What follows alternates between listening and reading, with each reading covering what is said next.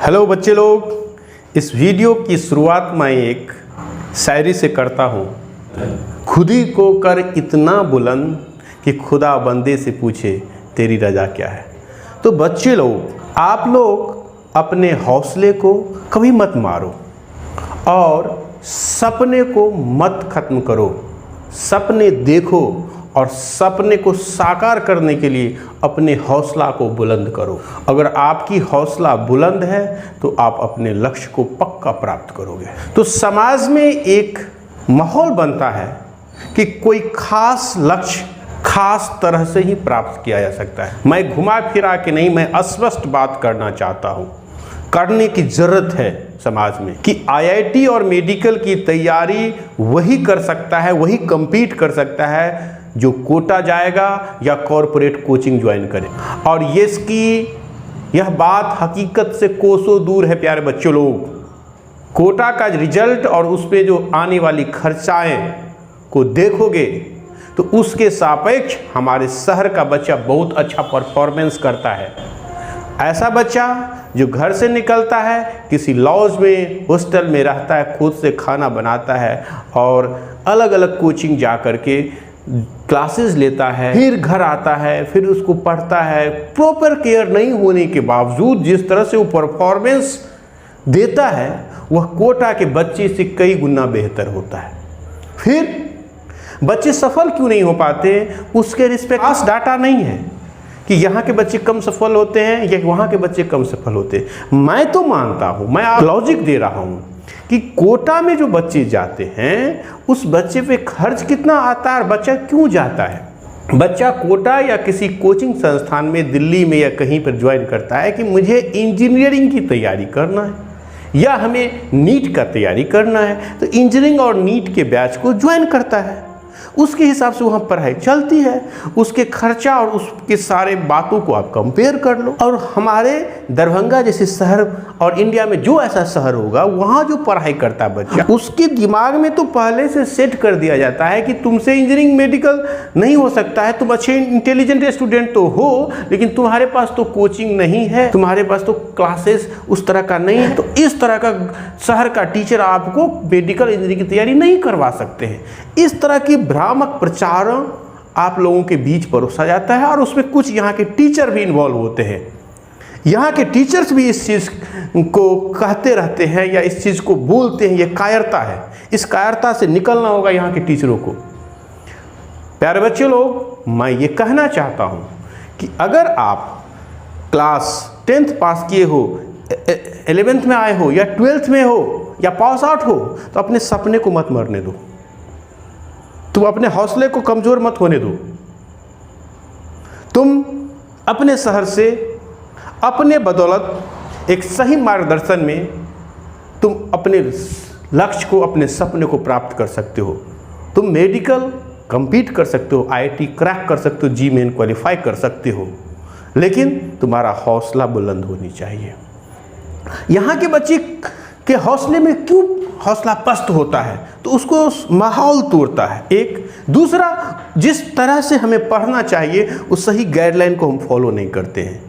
तो हम पिछले वीडियो में भी आपको बताया था और इस वीडियो में फिर एक बार हम चर्चा कर रहे हैं। मैं इस बात को लगातार रिपीट करूंगा कि पहले आप निर्णय ले लो कि क्लास 11 से ही हमको अगर नीट करना है तो नीट स्पेशल बैच हम पढ़ेंगे।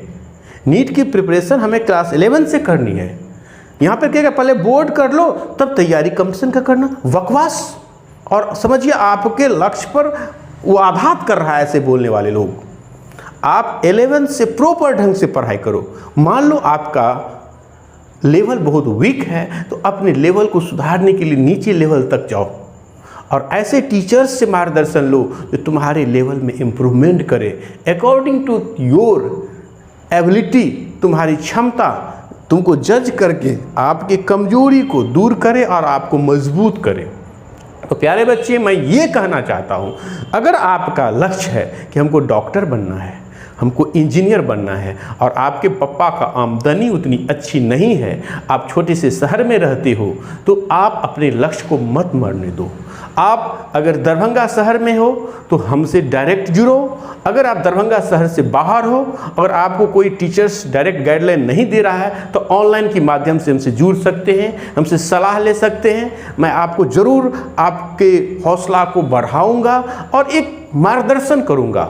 जिस मार्गदर्शन को आप फॉलो करोगे तो आपका सफलता मैक्सिमम होगा।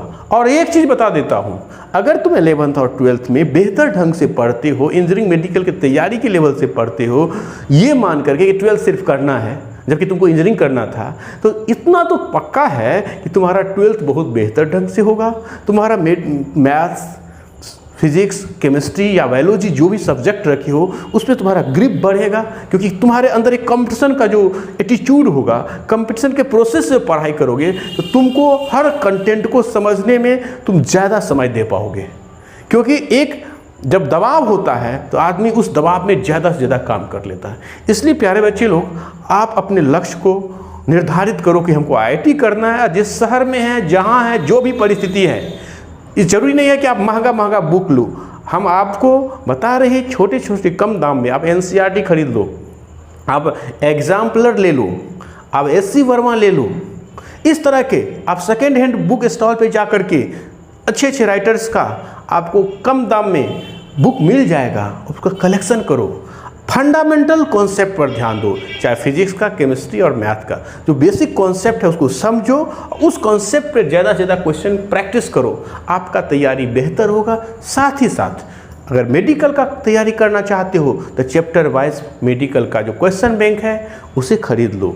अगर इंजीनियरिंग का तैयारी करना चाहते हो, इंजीनियरिंग का चैप्टर वाइज क्वेश्चन बैंक ले लो।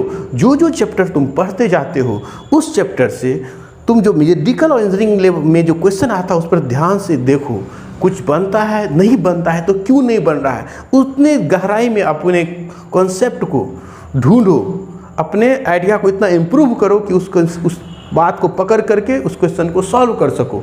इसमें हम आपको मदद करेंगे। आपको जहां दिक्कत होगा हमसे जुड़िए, हमें डाउट्स भेजिए, हम फिजिक्स में आपको मदद करेंगे। और अपने चैनल के माध्यम से अगर आप केमिस्ट्री के होंगे, बायोलॉजी के होंगे या मैथ्स के अगर प्रॉब्लम होंगे तो हमारे जो मित्र टीचर्स हैं हम उनकी मदद से आपको सहयोग से आपको ज़रूर मदद करेंगे।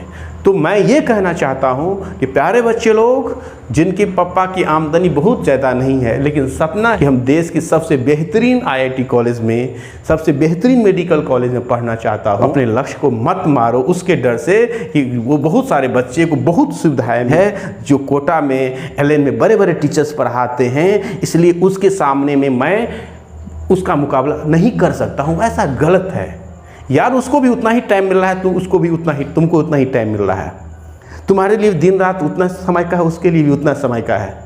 अगर तुम्हारे अंदर हौसला होगा, अपने बुद्धि को, अपने विवेक को संयमित करके बाहर के इधर उधर की माहौल से बचा करके संघर्ष करोगे, तुम उससे बेहतर सफल बन सकते हो। इसलिए अपने हौसला को बरकरार रखें और संकल्प लें कि हमको, चाहे हम गरीब हो चाहे अमीर हो, हम अगर अच्छा से मेहनत करेंगे तो सफलता मुझे पक्का मिलेगा। बहुत बहुत धन्यवाद। Thank you.